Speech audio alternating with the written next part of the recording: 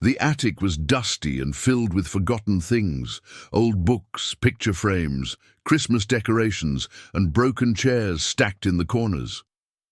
Sophie hadn't been up there in years, but today she was helping her mother clean the house. It had been 6 months since Grandma passed away, and the family was finally ready to go through her belongings. As Sophie moved boxes around, something caught her eye. A small wooden chest, darker than the others, with a faded golden clasp. It was sitting alone near the back wall, half covered by an old quilt. Curious, she pulled it closer. The chest creaked as she opened it. Inside, there were bundles of envelopes tied together with soft blue ribbon. The paper had yellowed with time, but each letter was carefully folded.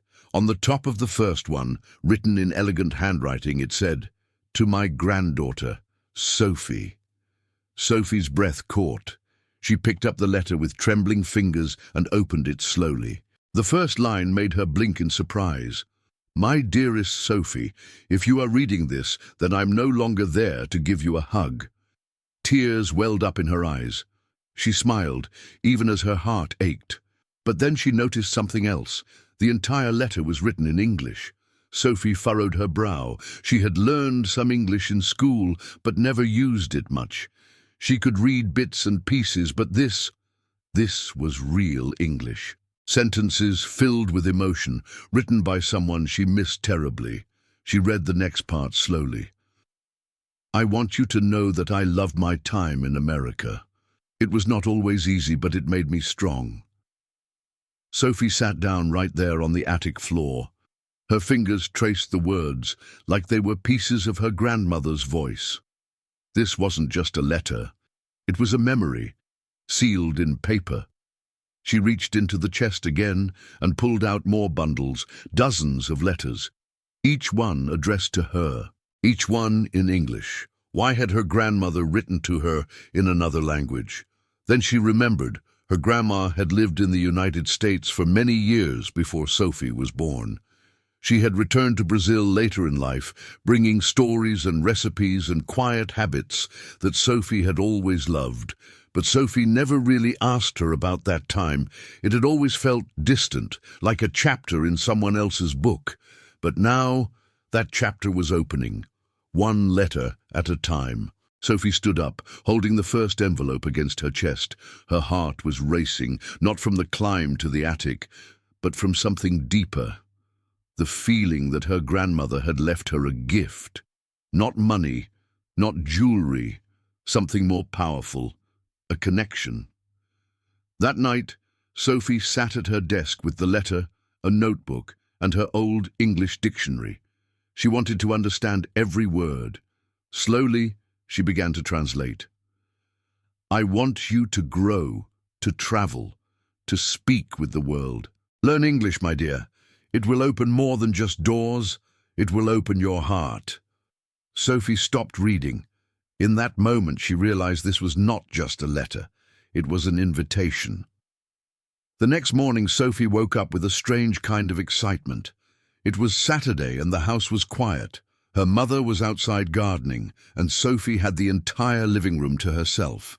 She made tea, sat near the window, and opened the first letter again, this time with a pen, notebook, and Google Translate ready. She read the first sentence out loud, slowly. "My dearest Sophie, if you are reading this, then I am no longer there to give you a hug." She whispered the words, pausing between them, trying to feel their rhythm. Her grandma's English was simple, but full of warmth.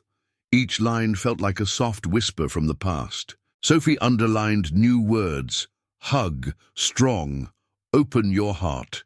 She looked them up, wrote down their meanings, and practiced saying them aloud. Then came the next paragraph. "When I first arrived in America, I was scared. Everything was big and loud. I didn't understand the language, but I smiled even when I didn't understand. A smile can take you far, my dear." Sophie smiled as she read that. She could almost hear her grandmother's voice in her head, calm, sweet, with that little laugh she always had. She kept going. "I worked in a bakery in New Jersey. I didn't know how to ask for help at first, so I watched. I listened. I said please and thank you all the time, and slowly English became my friend. Sophie paused and read that sentence again. English became my friend. It made her think, could she make English her friend too? Her fingers moved quickly across the notebook, copying the phrases her grandmother had used. I was scared. I smiled, even when I didn't understand. Please and thank you. They weren't just grammar lessons. They were pieces of a real life, of her grandmother's journey. Then Sophie reached a part that made her heart tighten. I never told many people how hard those first months were. But I'm telling you, Sophie, because I want you to know. You are stronger than you think. She stopped.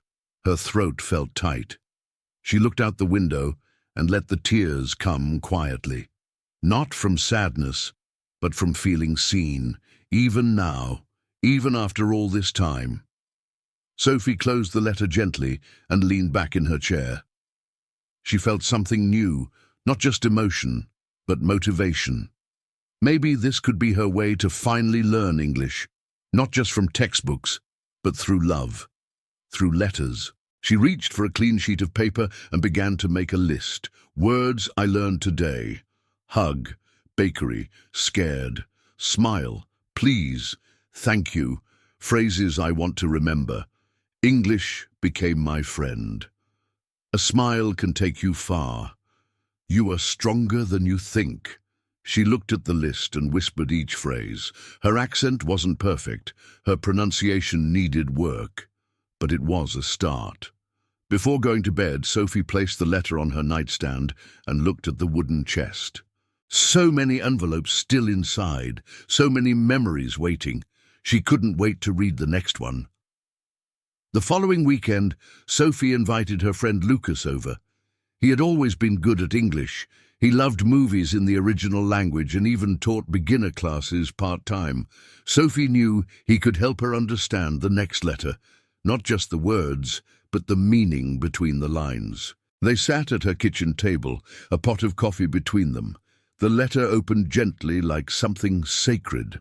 Lucas read the first paragraph aloud, then paused to translate. The winter was cold, and I had only one coat, he read. But I walked to the bakery every morning. My fingers hurt, but I smiled anyway. I had a job. I was proud. Sophie listened quietly. She could picture her grandmother, a young woman in a strange country, wrapped in a thin coat, walking through snow just to bake bread. She was brave, Sophie said softly. Lucas nodded. Yeah, and proud of it. They moved to the next part of the letter. I met people from everywhere, Italy, Mexico, Korea, Brazil. We didn't always speak the same language, but we laughed a lot. Food connects people, Sophie. Remember that. Lucas smiled. Your grandma was deep. Sophie wrote down the sentence in her notebook, food connects people. Then she added a few new words. Coat, fingers, proud, laugh, connect. Lucas continued reading. My English was bad at first. I made mistakes. One day I told a customer I loved his cat when I meant to say hat. He laughed so hard he gave me a bigger tip. Mistakes can be funny. Don't be afraid of them. Sophie laughed. That sounds just like her. She really wanted you to feel okay learning, Lucas said. She's teaching you with her stories. Sophie nodded slowly. And I'm learning more than just English. The rest of the letter talked about her grandmother's first apartment. Tiny, noisy, but hers. She described the street, the neighbors, the small church she went to on Sundays. The sentences were simple, full of emotion and small details. Lucas helped translate some of the more difficult parts. Then they practiced reading them aloud together. Don't be afraid of mistakes. Be proud of small things. Smile even when it's hard. By the end of the afternoon, Sophie felt something she hadn't felt before. Progress. She wasn't just studying English, she was absorbing it. And with every word, she was getting closer to the woman she missed so much. Lucas looked at her notebook. "You've written down a lot." "I want to remember everything," she said. "Not just for English, for life." He smiled. "Well, you're doing both." After Lucas left, Sophie stayed at the table a little longer. She reread the letter, this time more slowly, more confidently. She noticed things she hadn't seen before, small phrases, gentle humor, tiny lessons tucked between lines. It wasn't just grammar. It was her grandmother's voice, still alive in ink and paper. That night before bed, she whispered, "Good night, Grandma, thank you." And in English, she added, "I will keep learning, I promise." Over the next few weeks, reading the letters became Sophie's favorite part of the day. After work, she would make a cup of tea, open the wooden chest, and choose one envelope. Each letter was like a time machine, bringing her closer to a woman she thought she already knew, but was now discovering all over again. One letter began like this. "I once burned 20 croissants at the bakery. I cried in the kitchen. Then my boss said, 'It means you care.'" I never forgot that. Sophie smiled as she read it aloud. She made only 2 small pronunciation mistakes, a big improvement from just 2 weeks ago. She paused to write the quote in her notebook. "It means you care." Then she added more new words from the letter. Burn, croissant, cry, boss, care. As she read on, the letter shifted into a more personal tone. Her grandmother described sitting in her tiny kitchen, writing to her mother in Brazil, letters that probably never arrived. She spoke of loneliness, of missing familiar smells, familiar voices, familiar words. "I missed the sound of Portuguese," the letter said, "but I forced myself to dream in English." Sophie underlined that line, "Dream in English." That night, Sophie sat on her bed and stared at the ceiling. She tried to think in English, just for a few minutes. She imagined walking into a cafe in another country, ordering a drink, starting a conversation. It felt strange, but exciting, like a secret door opening inside her mind. The next evening, while walking home from the market, she noticed a bakery on the corner. She had passed it many times before, but now it looked different, warmer, more inviting. A bakery, just like the one from the letters. She stepped inside. The smell of fresh bread filled the air. The woman behind the counter greeted her with a soft, "Boa tarde." But Sophie found herself responding in English, without thinking.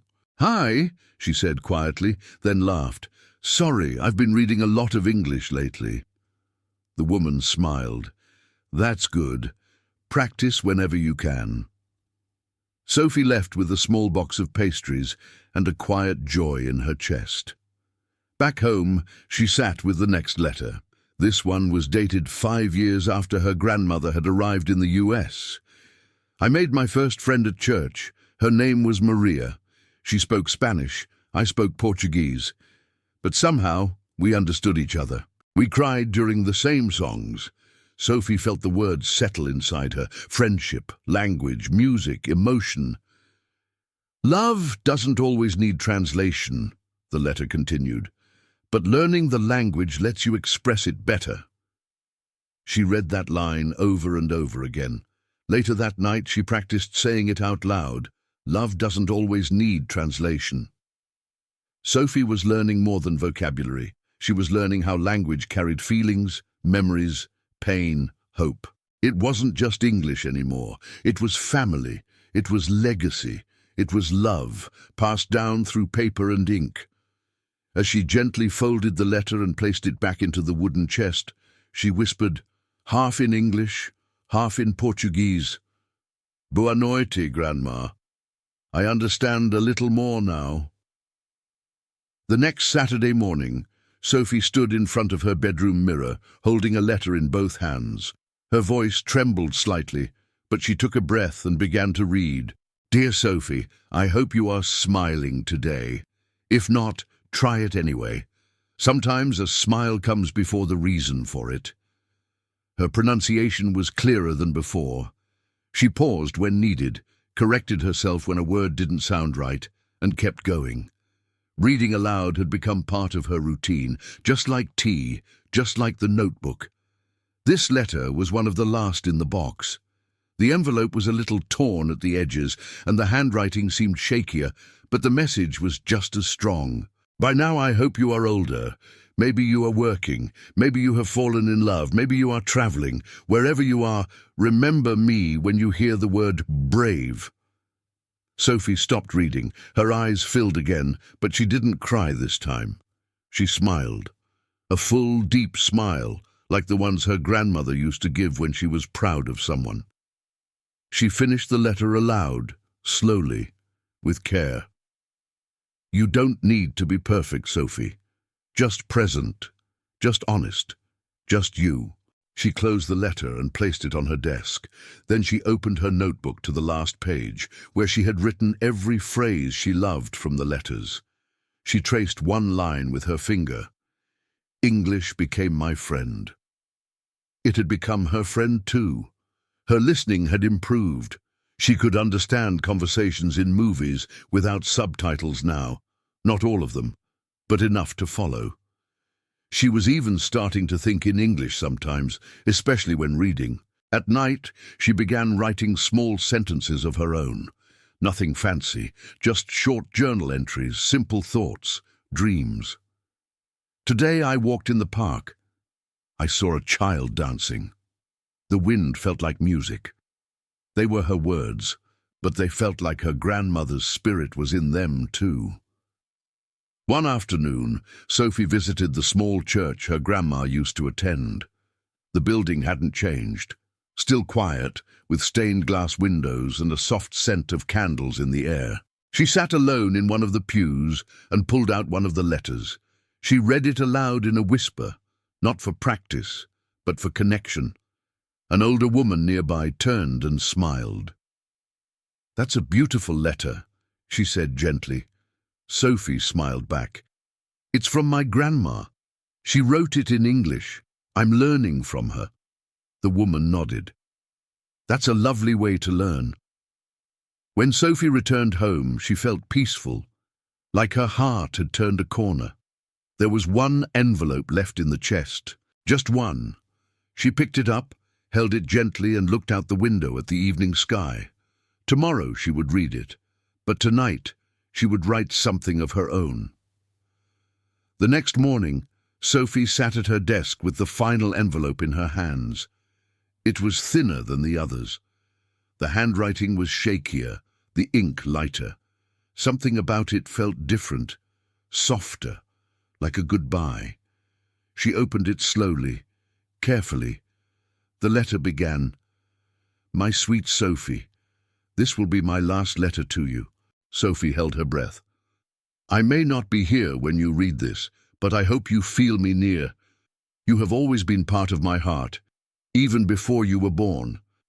I wrote these letters so that you could know my story. But more than that, I wrote them so you would find your own voice." Sophie's eyes filled with quiet tears. She read the next lines out loud, her voice steady. "I believe in you. I know you are strong. I know you are curious. I hope you speak to the world with kindness in any language, and I hope one day you'll write a letter of your own." She placed the letter on the desk, took a deep breath, and closed her eyes for a moment. Then she reached for a blank sheet of paper and began to write. "Dear Grandma, I miss you every day. Thank you for every word, every page, every memory. Your English letters became my lessons. Your stories became my courage. Your voice became my motivation. I'm not fluent yet, not perfect, but I'm learning. And more than that, I'm becoming who I'm meant to be. You taught me to be brave, to smile when it's hard, to love through language, to listen with my heart. So today, I write this letter to you. Not just to say thank you, but to say, I heard you, I understood you, and I'm proud to be your granddaughter with all my heart, Sophie." She read it aloud, slowly, clearly, confidently. When she finished, she folded the paper and placed it gently inside the now empty chest where all her grandmother's letters had once lived. The chest was no longer just a box of memories. It was a library of love. That afternoon, Sophie walked to the local bookstore and bought a small leather journal. On the first page, she wrote, "Letters to the Future, by Sophie." She would keep writing, not only in Portuguese, not only in English, but in the language of heart, memory, and hope. And every time she sat down to write, she would remember that sometimes the best way to learn a language is to listen to the ones who loved us enough to speak it first.